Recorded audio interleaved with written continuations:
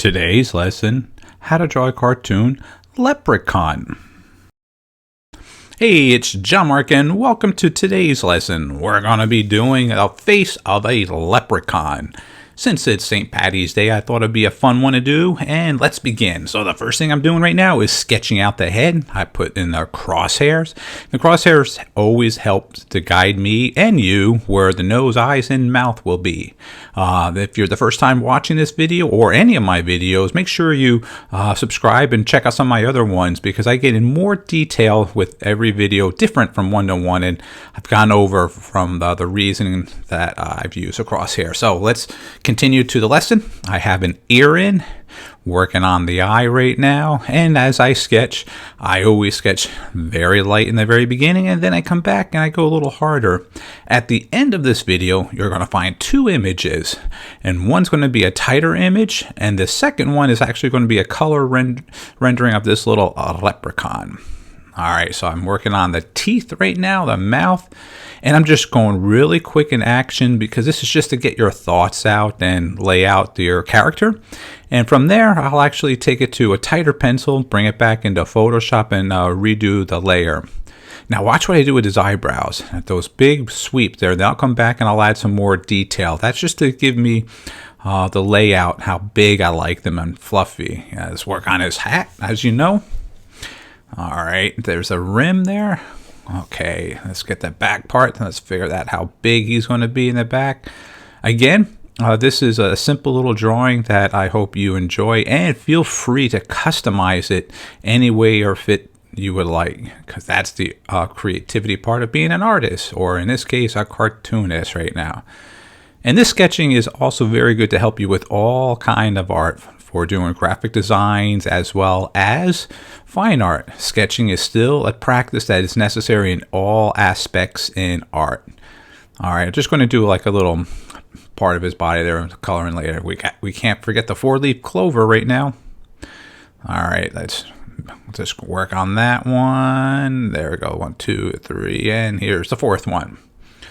Alright. We'll come back to that again and reevaluate. So what I do here is when I see these elements that I work out, okay, here's the eyebrows. Okay, see? Now I'm going to make them really kind of little puffy, kind of hairy looking. I just change that in a second. And as you notice, I don't really erase right now because it's just a sketch. This is just to get my thoughts down, and I'll work off of that later. Get a high cheek right there, like he's really smiling there with his mouth. There we go. I'm liking that one right now, looking good.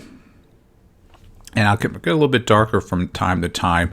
And what gravitates me to go from one area when I'm working on a picture to another, it's just my thoughts. There's no rhyme or reason why I would just say, okay, why don't I just finish all the eyes and the nose and the mouth, then go to the ears. It's random, whatever. I'm just like, okay, let's go here.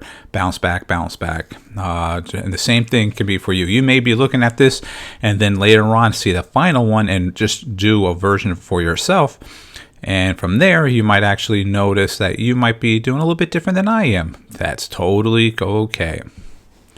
All right, and as you notice, I'm getting a little bit darker now. And then I occasionally I'll shade in some of the areas to separate some of the areas, like the eyes are a little darker, the inside mouth. So you can see the tongue and the teeth there. Okay. I wonder if he knows where his pot of gold is, or do you know where his pot of gold is? Alright, so let's get those little eyebrows really fluffy. I can see him right now coloring. Of course, he's going to be orange hair and the green hat. Yeah, he's just a typical leprechaun. Alright, there. Get that a little bit more detail there too. Shading the eyebrows there to help to separate that. Let's get the rim a little bit darker of the little hat. Let's get his cheekbone there. There we go. Look at the other ear. That's a 3/4. This is a 3/4 view. I do this quite a lot instead of straight on. Get a little bit more dimension and so you can get a little bit more practice on that. All right, so let's shade in there the hair on their side there. So a little tuft of hair by the ears as well on the back of his head there. All right, let's get that little scarf. It's like a little scarf around his neck right now. Or it could be a big sweater, really thick sweater. And sometimes you might need to get a reference to work off of your character, or sometimes you can just use your imagination. In this case, I had a little reference to help me with the hat, basically just making sure I got the right style that I want. Or if I didn't, I'd be just rendering and rendering another one, and see how I like. I could have even made this one a lot bigger, but due to the space I had when I was drawing, I just kept it here.